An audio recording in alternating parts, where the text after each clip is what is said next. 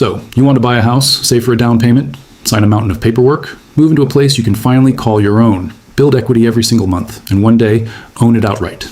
That's the dream. For generations, homeownership has been sold as one of the safest financial decisions anyone can make. Well, stop throwing money away on rent. Your house is your biggest investment. Real estate always goes up. Most of us have heard those phrases so many times that they almost sound like financial laws. But are they actually true, or are they simply ideas repeated so often that nobody bothers questioning them anymore? Because behind every mortgage payment, every rent check, every open house, and every for sale sign exists a financial system that is far more complicated than most people ever realize. People often think buying versus renting is simply a lifestyle decision. It isn't. It's choosing between two completely different wealth-building systems. One builds wealth through leverage, forced saving, and long-term ownership. The other builds wealth through liquidity, flexibility, and disciplined investing. Neither is automatically better. Both have strengths, both have weaknesses, and both can either create enormous wealth or quietly destroy it. The difference usually isn't the house, it's the person making the decision. Today, we're going to follow two people who begin with almost identical financial lives.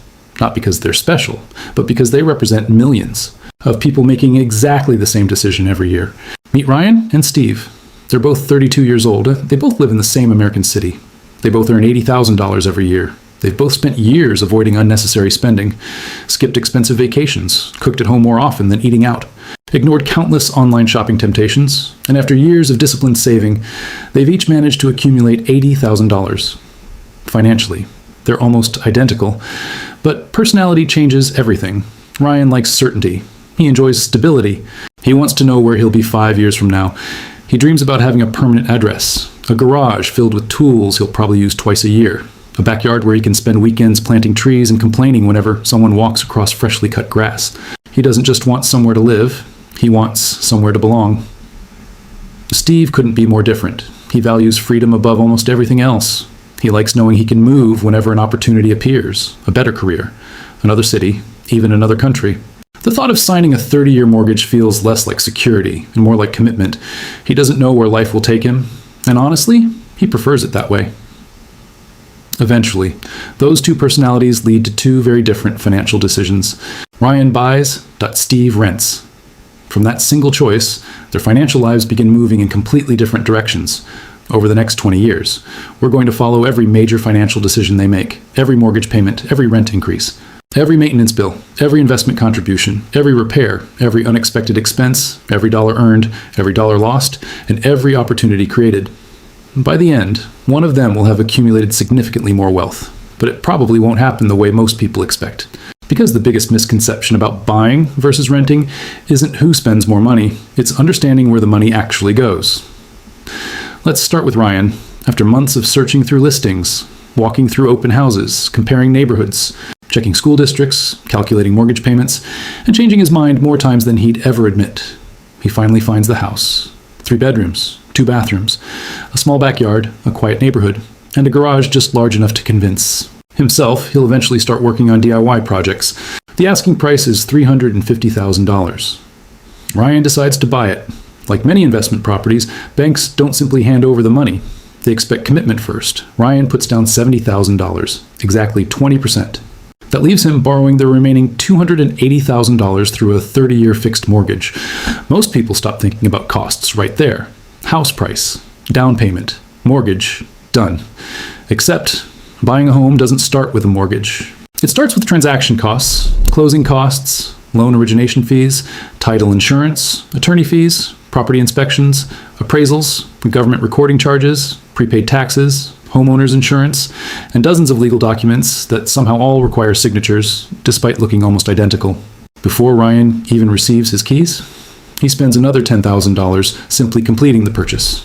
Suddenly, his entire $80,000 savings account has disappeared, not because anything went wrong, because that's simply how buying works. The money hasn't been lost, it's been converted into ownership, or at least partial ownership. Because despite spending $80,000, Ryan still owes the bank $280,000 more.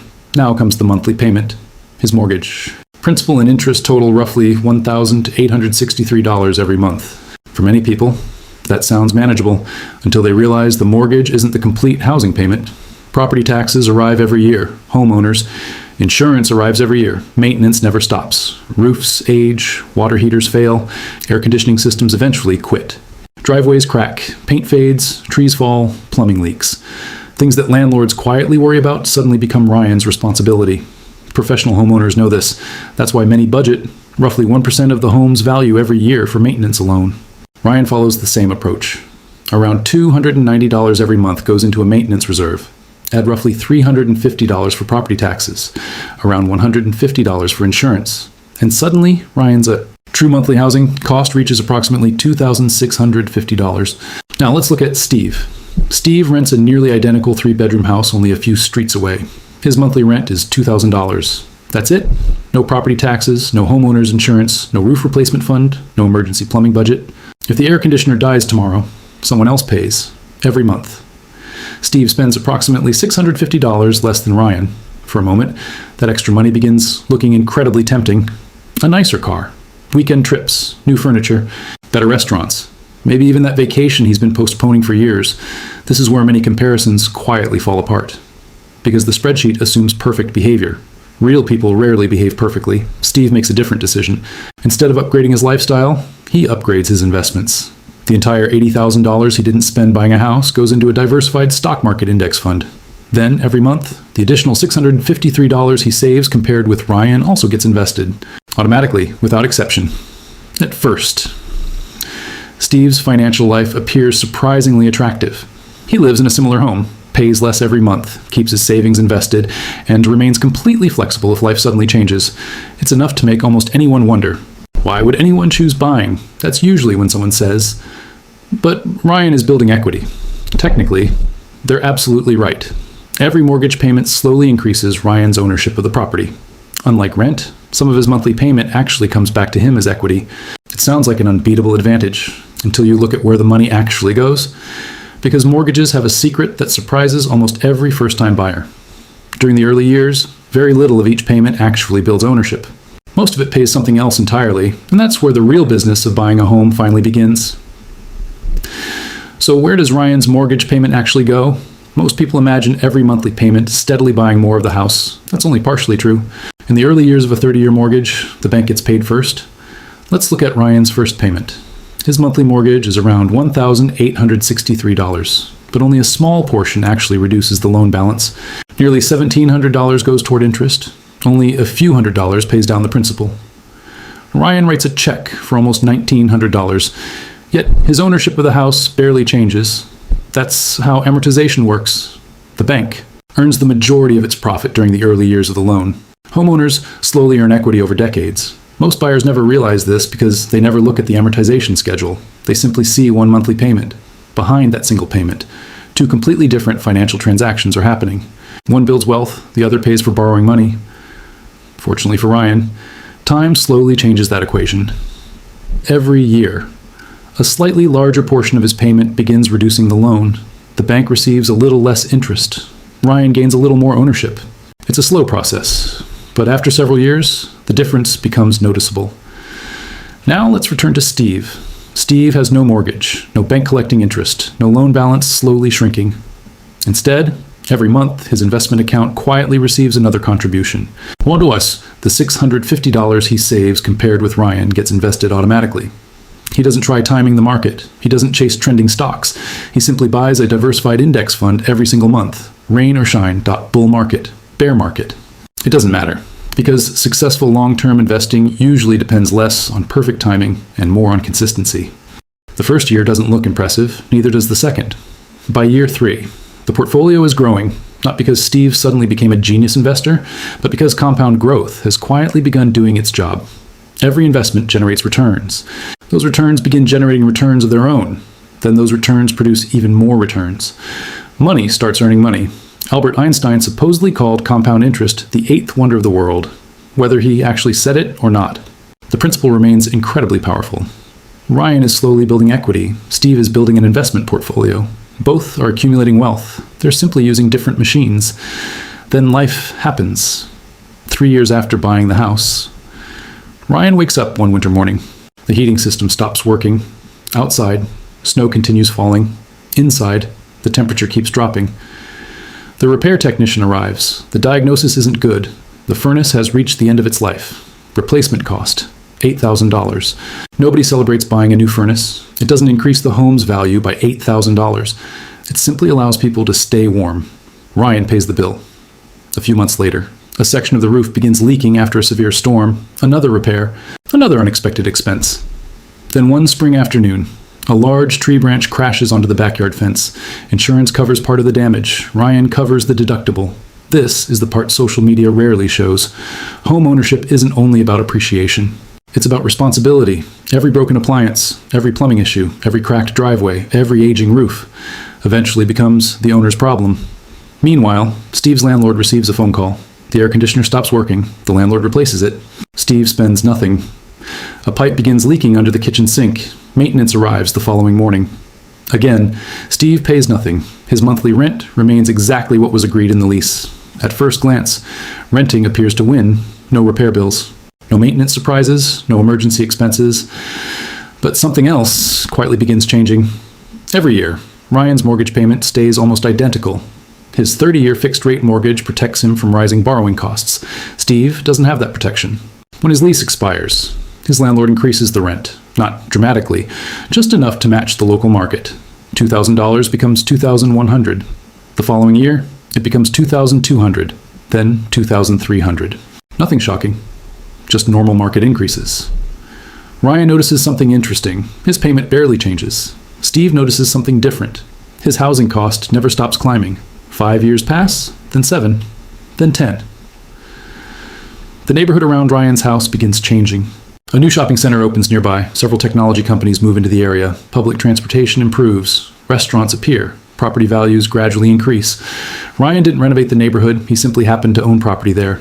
His house originally cost $350,000. Now, comparable homes are selling for nearly $460,000. Ryan hasn't sold anything. He hasn't received cash, but his balance sheet quietly looks very different. His mortgage balance has decreased. His property's market value has increased. The gap between those two numbers is called equity, and that equity keeps growing from two different directions. The loan gets smaller, the property becomes more valuable. This is why many homeowners become wealthier without feeling wealthier. Most of that wealth exists only on paper until they refinance, borrow against it, or eventually sell. Steve experiences a different kind of growth. His investment account has now been compounding for nearly a decade. The original $80,000 has grown substantially. Every monthly contribution continued buying shares during good markets. Bad markets, market crashes, and recoveries. Some years, the portfolio lost value. Other years, it grew rapidly. But over the long run, the overall trend continued moving upward. Steve's wealth isn't tied to one neighborhood or one property. It's spread across hundreds of companies operating around the world. Technology, healthcare, manufacturing, energy, consumer products, financial services, instead of owning one physical asset. He owns tiny pieces of thousands of businesses. Neither strategy is obviously winning. Not yet. Ryan owns a valuable home with growing equity. Steve owns a rapidly expanding investment portfolio. Both have built meaningful wealth. Both have accepted different risks. One depends heavily on local real estate. The other depends on global financial markets. Then another question appears. What happens if the housing market crashes or the stock market falls 30%? Who actually loses more? That's where buying versus renting becomes far more interesting than most financial advice ever explains. Because neither investment grows in a straight line, and that's exactly where fortunes are quietly made, or unexpectedly lost. So who actually won? After 20 years, Ryan's house is worth far more than the day he bought it. His mortgage balance has fallen dramatically. He now owns hundreds of thousands of dollars in equity. Steve never bought a home. Instead, his investment portfolio has spent 2 decades quietly compounding through consistent monthly contributions and long-term market growth. Surprisingly, both became wealthy, just in completely different ways. That's the part most financial debates never explain. People argue about buying versus renting, as if one choice automatically creates wealth. It doesn't. Financial behavior creates wealth. Buying a house doesn't guarantee financial success. A homeowner who continually refinances, takes on unnecessary debt, ignores maintenance, or buys more house than they can realistically afford may never become wealthy. Renting doesn't guarantee success either. If every dollar saved on housing is spent on vacations, expensive cars, luxury gadgets, and lifestyle upgrades instead of investing, renting becomes one of the most expensive financial decisions a person can make. The house was never the investment. The monthly decisions were. That's why experienced investors rarely ask whether buying is better than renting. They ask a different question. What happens to the money left over each month because every dollar has a job? It can disappear into consumption, or it can quietly build wealth for decades. Homeownership creates one powerful advantage: forced saving. Every mortgage payment slowly increases your ownership of the property. You may not notice it every month, but year after year, your equity continues growing while your loan balance continues shrinking. Renting offers a different advantage: flexibility. A renter can relocate for a better career, a growing business, or a new opportunity with relatively little financial friction. A homeowner may need months to prepare a property, find a buyer, negotiate a sale, and close the transaction. Neither path is universally better. Both involve trade-offs. Housing markets rise. They also fall. Stock markets crash. Then they recover. Interest rates change. Inflation changes. The economy changes. No investment grows in a perfectly straight line. The investors who build lasting wealth understand this. They don't try to predict every market. They prepare for uncertainty. They maintain emergency savings. They avoid excessive debt. They invest consistently. And they make decisions based on long-term goals instead of short-term emotions. Because real wealth is rarely created by making one perfect decision. It's created by making hundreds of disciplined decisions over many years. So, should you buy or should you rent? The answer isn't hidden inside a mortgage calculator. It isn't found in a real estate advertisement, and it certainly isn't the same for everyone. The right decision depends on your income, your career, your lifestyle, your financial discipline, and how long you realistically plan to stay in one place. People think buying and renting compete against each other. They don't. They're simply two different financial systems. One builds wealth through ownership. The other builds wealth through investing. Both can lead to financial freedom. Both can also lead to financial failure. The difference has never been the house. The difference has always been the person making the decisions. Because the people who become wealthy aren't defined by where they lived. They're defined by what they consistently did with the money they earned. And that's the secret business of buying versus renting.